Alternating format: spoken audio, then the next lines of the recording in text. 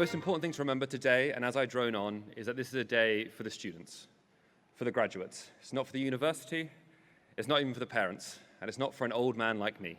It's for the students. To get a university degree from Warwick takes intelligence, creativity, and determination. I should know, I have 3 of them. So yes, as Piers kindly pointed out, I have my bachelor's, master's, and PhD all from Warwick. So it'd be an understatement to say this university means a lot to me. Now, please do keep in mind, it was, 8 years ago when I graduated, so some things may be out of date. It was a very, very different world. X was still called Twitter. England had yet to win a national football championship in my lifetime. Oh, this was a slightly more optimistic speech, and COVID was only a speck on the horizon. I think I would be remiss to not briefly mention something like the pandemic, which would have impacted the education of everyone in the room, and I think it's a real testament to their determination to get through such a time. Such a time that may have meant self-isolation and learning remotely, and I am slightly saddened to think that may have impaired your time on Warwick campus. But the good thing, as has been pointed out earlier, Warwick is not just the campus. You do now join a community of tens of thousands of Warwick students, and I am perpetually amazed whenever I bump into one. At Nature Medicine, I actually work with a fellow graduate. He graduated 3 years earlier than me in virology, but there's 2 of us. And this is still a world in which who you know can be as important as what you know. So as you move through life, as you leave the university, and you come across another Warwick graduate, do reach out to them. I've always found them helpful and kind during my time outside the university. And for those of you that are thinking of a career in scientific publishing, or maybe you're a major general looking to publish your next work, do give me an email. That's liam.messin@nature.com. And those connections you make on campus, they do maintain for the rest of your lives. I'm actually off to meet Dr. Lockie, who's a lecturer now in the life sciences, who I did my master's with. And we'll spend most of that time, I think, reminiscing about the mild panic attacks we used to have when pulling all-nighters to solve mathematical equations, and the liberal amounts of beer we would be drinking about 10 a.m. to recover.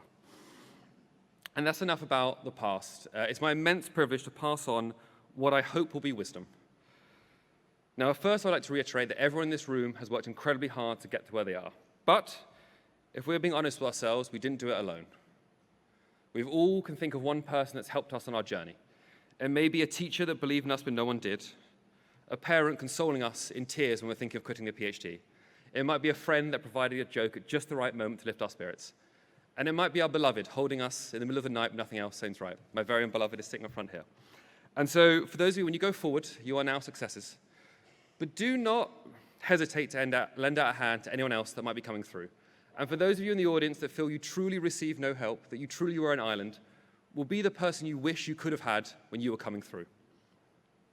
I would also like us all to remember the instances in which we were lucky, which is perhaps a strange thing to mention, but I think we can all think of a few instances where a simple twist of fate would have sent our life in another direction. To mention my time at the Naked radio show, I actually got that job because I was loudly complaining in the life sciences canteen that I couldn't get a job in science communication. And the person recruiting for the job was sitting at the table next to me and told me I should interview. And I do sometimes shudder to think how differently my life may have gone if I'd been a little bit quieter in that canteen. So I'd ask you all to also remain humble as we go forward. And one last message, and if you've listened to nothing else I've said, I'd ask you to listen to this. Please be kind. Love is easy, even hate is easy, but it takes courage to be gentle and kind. So give someone a few extra minutes when you're trying to leave today, when someone can't quite get their car at the car park. Be patient when your parents or grandparents ask once again what your degree actually means. Wish someone a good day, tell a loved one you were thinking of them, and help someone up when they fall. So in conclusion, I would ask you when you leave this room to be helpful, to be humble, and most of all, be kind. Thank you very much.